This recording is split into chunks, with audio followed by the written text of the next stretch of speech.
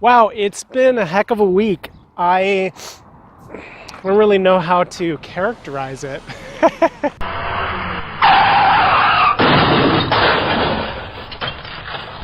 Do that move again with your butt.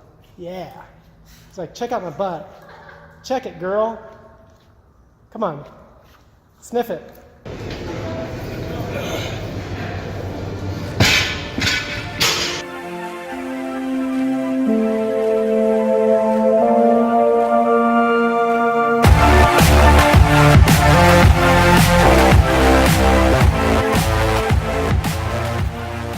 Look, with the season change, there is some sunlight as I'm coming into practice.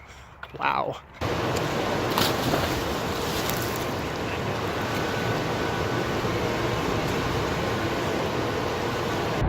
Hey everybody, I had something pop up the other day that was really interesting where I had a gut sense about something and just a slight adjustment that I needed to make that day, and I went ahead and made it, and later on in the day found out how critically important making that little adjustment was. And again, it wasn't something, it wasn't intellectual in nature. It was very intuitive, it was very subtle. And I think we all have those little gut senses from time to time that we need to listen to something or pay attention to something or do or not do something.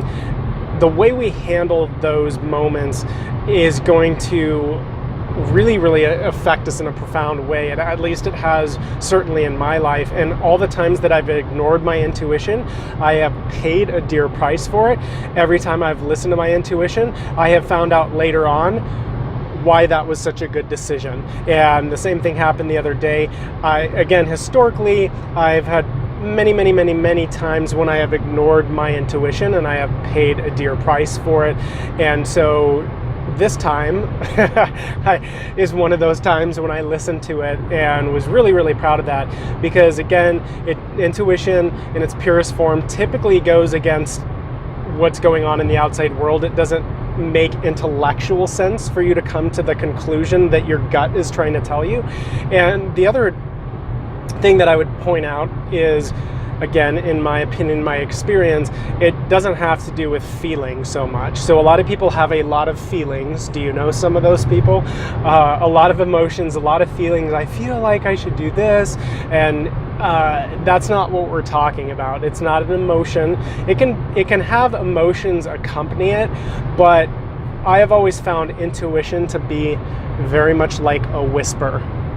It is a whisper in a sense about something. It is not the shouting of emotions that you happen to feel at the moment, because I think we can all relate to the fact that emotions are not the best way to make decisions. So that's not what we're talking about here. So driving that distinction, understanding it between intuition and emotion and intellect, and if you can understand which category you're playing in at any given moment, I think that you'll be able to make much better decisions that are going to impact you in a very powerful, positive way. All right, hope that helps, guys. Take care. We will talk with you soon.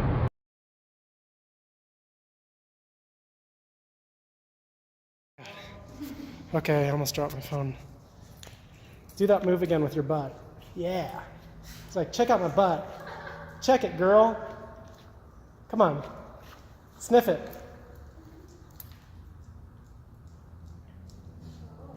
I'm gonna kiss your ear. I'll give you my butt.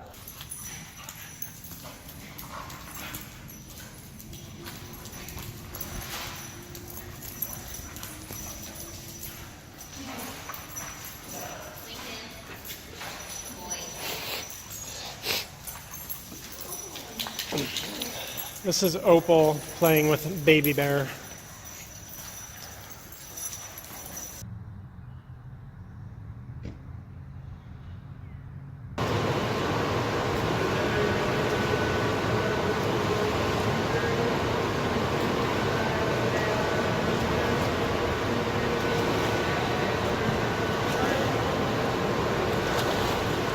Hey there!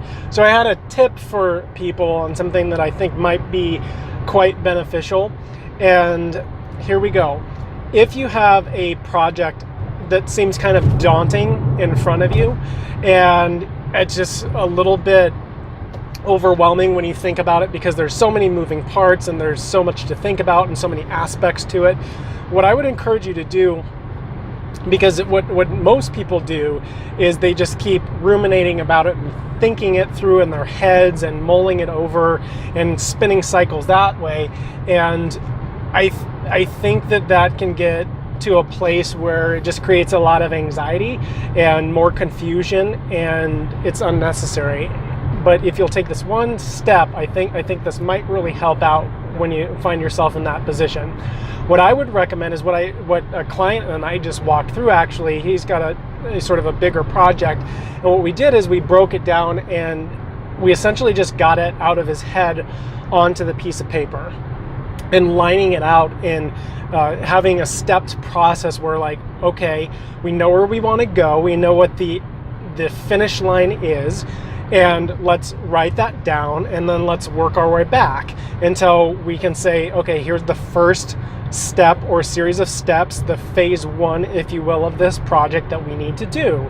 Then we go into phase two, of course, and that's all lined out, in phase three. And how many phases you have, of course, depends on the complexity of what you're doing and also how you like to stratify it and break it down. But the point is, if you will get it out of your head onto paper, have it written out in front of you, and basically build a written roadmap, I think that it's going to create tremendous clarity for you. You're going to know where to start, where you're going, what step is after the next one that you need to take, and it's just going to help you so much, and it's going to really diminish the amount of anxiety and stress that is going to go into completing that project, and it's going to give you tremendous confidence. And also, one of the huge benefits of this exercise that I've found with people is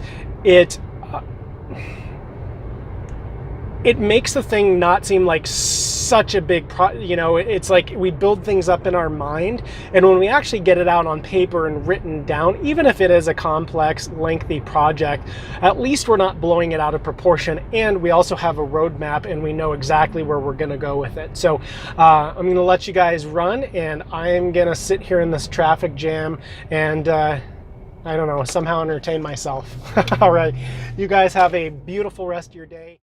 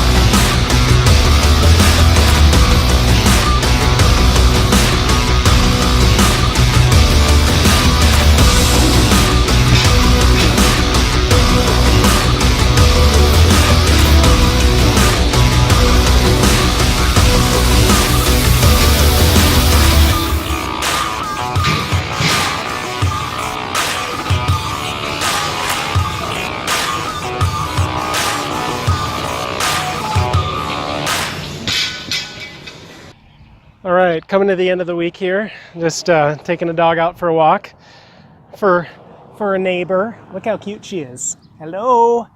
Hello. Oh, is that a scary camera? Anyway, she found herself a stick to entertain herself. And wow, it's been a heck of a week. I don't really know how to characterize it. Just, but one of the things I think is funny is when as a business owner, people tell you you're so lucky because you own a business and all this stuff. And I consider, privileged to own a business, and I'm happy about it. I'm excited, but I've got to tell you, lucky is not the word that I would use. It's not the word that any other business owner on the face of the planet would use either. This week, just crazy stuff, thing after thing after thing, like bizarre stuff, right? That I'm glad we're not new business owners, because a lot of it could have been like very, very saddening, depleting, catastrophic emotionally. But after a while, it's just like, whatever, you kind of get used to stuff. At the end of the week, to top it off, I get a text message this morning with a picture from one of our managers, and it's a picture of our sign in front of our building that got hit in the middle of the night by a car. Somebody ran into it, ripped it out of the ground, and just totally mangled it. And that was just a little cherry on top of a week that has been wrought with adventures, shall we say. So anyway, it's been an awesome week. I cannot say that I'm completely disappointed or heartbroken that it's over, but what I am glad about is the sun is back out. As you can see, it's gorgeous weather again, and hey, it's springtime in Colorado, so what's to complain about? It's a beautiful thing. All right, guys, hope you are doing well, and we'll catch up with you in the next week's vlog.